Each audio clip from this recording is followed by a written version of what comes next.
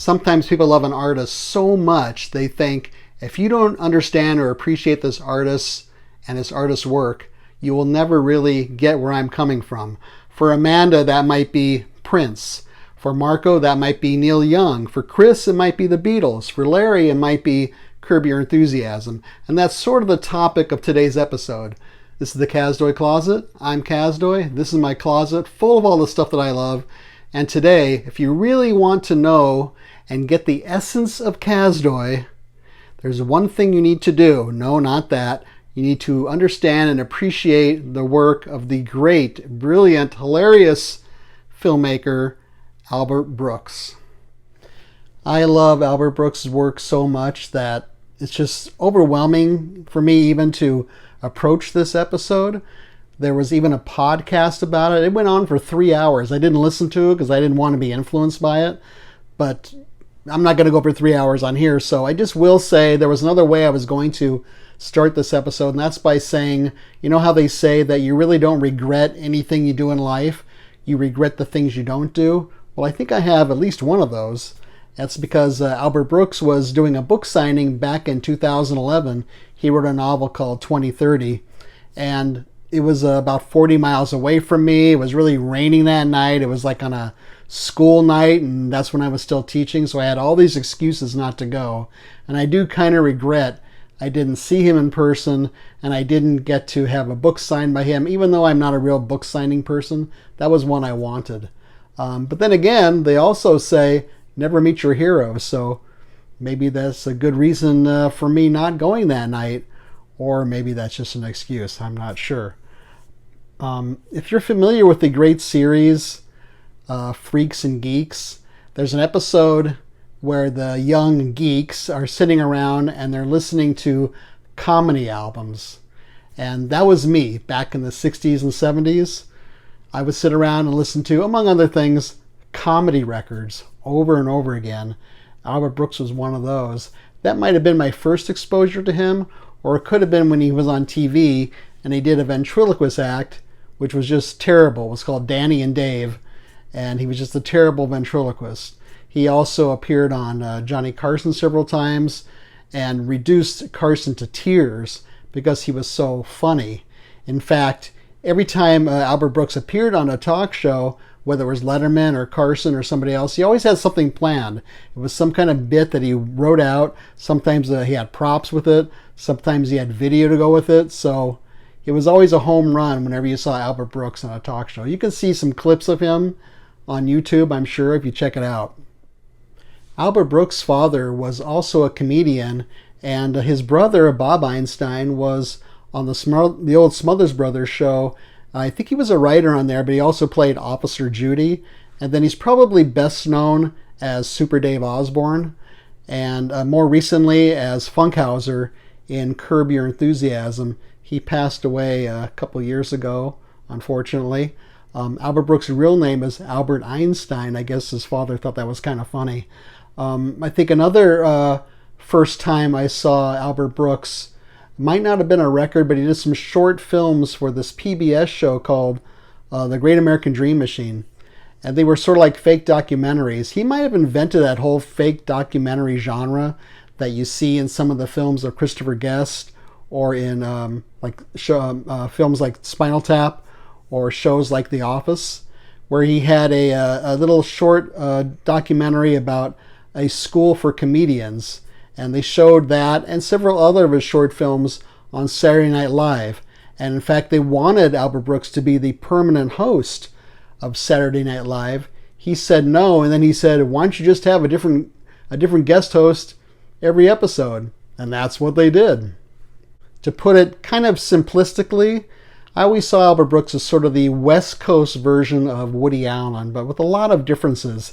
He's not as nebbishy as Woody Allen. In fact, somebody once said Albert Brooks sort of has the build of a quarterback.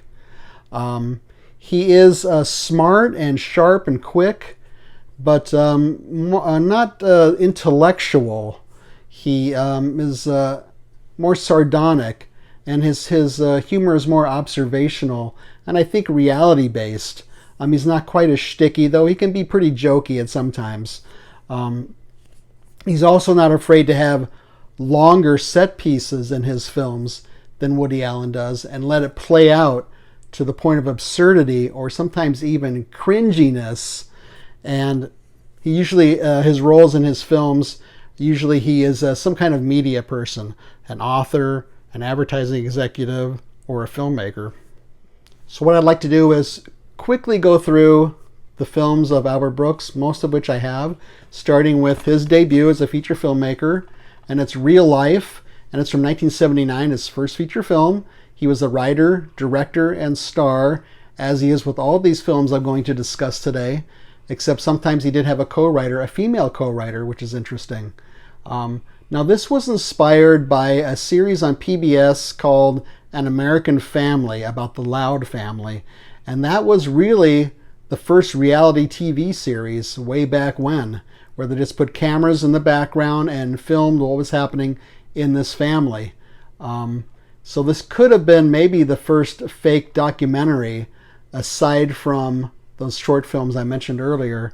And Albert Brooks plays somebody named Albert Brooks, and he is going to film this family, and they have cameras, and if you can see it or not, guys are wearing the cameras on their head, trying to blend in the background, and Albert Brooks in the film keeps saying, I don't want to insert myself into your family business, I just want to sit back and observe and get reality. And of course that goes way wrong. And Charles Grodin is the father of the family, and he does his deadpan acting style just really great in this film. So there's not much on this disc. There is an interview with Albert Brooks, and then maybe a trailer, and that's about it. A couple of years later, in 1981, Albert Brooks made A Modern Romance.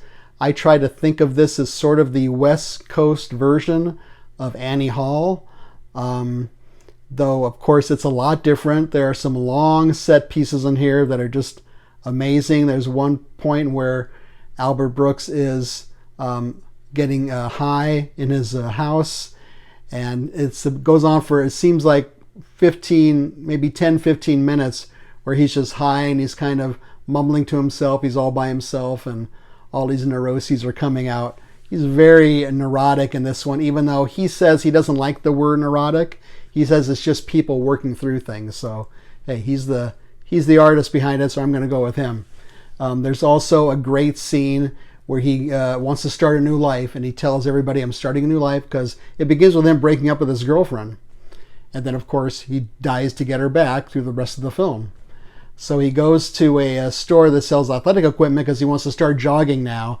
And the salesman in the store is none other than his brother, Bob Einstein. And that's just a hilarious scene where he's trying to sell him the proper clothing and equipment he needs for jogging. Now, apparently, Stanley Kubrick was a huge fan of A Modern Romance. And he even called Albert Brooks up and said, this is the film I always wanted to make about jealousy. So, Modern Romance, excellent film. This is on the Indicator label and has several special features on here. It has a booklet, which is a limited edition booklet, and they always do a good job. My favorite Albert Brooks film was made in 1985. It's Lost in America. I would put this in my top 10 favorite films of all time. Now, none of his films are, beautifully photographed. They're not art films at all. They're pretty straightforward, but it's the writing and the acting that elevate everything about his films. This is the one where I'm embarrassed to say, if I'm watching it with my wife, after certain things he does and says, she'll point to me and she'll say, that's you, which is terrible because he's such kind of a mess in this film. The main character at the beginning, played by Albert Brooks, of course, doesn't get the promotion he wanted. So he's like, you know what, that's it. I'm done with this. Let's drop out of society, he says to his wife. We have too many hang-ups. We're too much responsibility. Let's drop out like they did in Easy Rider, his favorite film. So they get a Winnebago, and they decide to go cross-country, and several things happen when that goes on. And he also says that he wants to touch Indians. There are some amazing set pieces in here that go on for as long as they need to. The beginning, where he doesn't get the promotion he wants. When he goes to Las Vegas with his wife, something happens. I don't want to give it away in case you haven't seen it. And he tries to explain his way out of it. And then there's another set piece involving the concept of the nest egg. And I've memorized many of those lines, and I can say it to certain people. I can say it to my wife. She knows exactly what I'm referring to. This is the film. If you don't get this film, then you're not going to understand where I'm coming from, probably.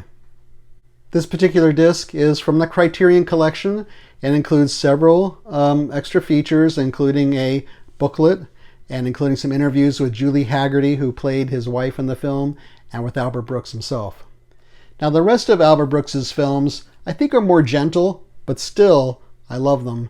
And next up, we have Defending Your Life. This is from 1991, and this has Albert Brooks' character dying in the first 5 minutes of the film, right after he got his new car.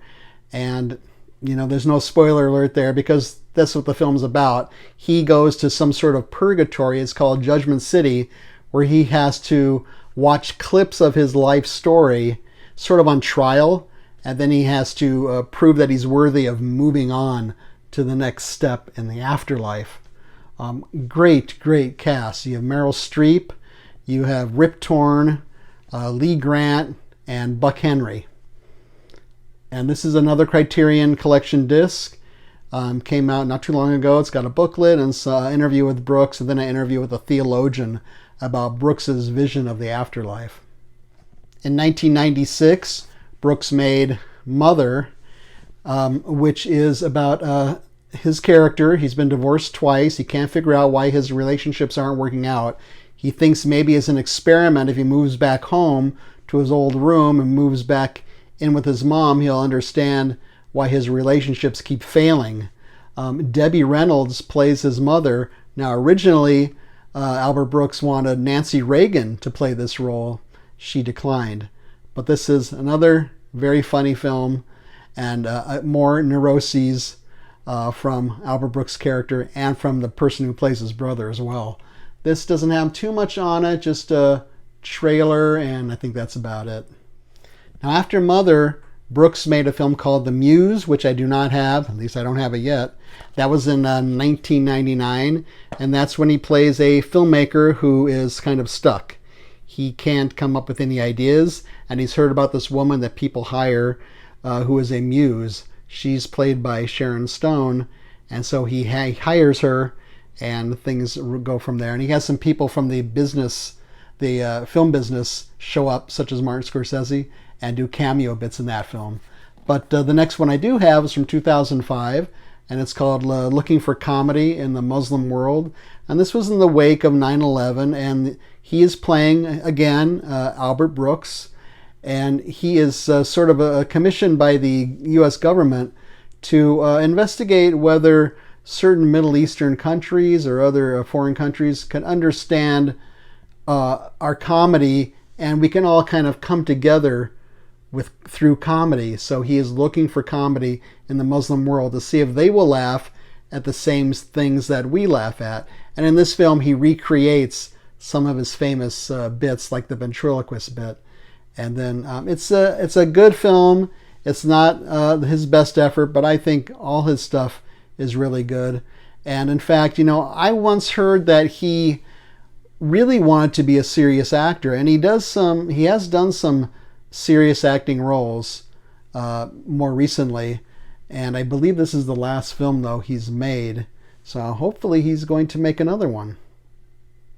This disc has a trailer and some additional scenes, and that's about it. Now, all the films I discussed in this video are available to purchase. They range in price, and then some are on DVD, some are in Blu-ray. They are all rentable, I believe, and I did not see any of them streaming right now on any streaming service, but that can always change, of course. So, how about you? Is there an artist that you feel is so important to you that for somebody to really get you, they need to understand the artist, whether it's a musician or a writer or a filmmaker or some other kind of artist. Feel free to leave a message or a comment down here or a suggestion. Feel free to leave a thumbs up. Don't leave a thumbs down. Subscribe would be great. Share this with your friends and neighbors. Otherwise, I hope you like this one. I don't know if I did justice to Albert Brooks. He's so important to me, his work is, that I hope I did. And I hope if you're unfamiliar with his work, I'm kind of jealous because you have a lot of great stuff to discover. Hopefully you don't find it too cringy, and that you appreciate that kind of thing. And thanks for watching, and I will see you next time.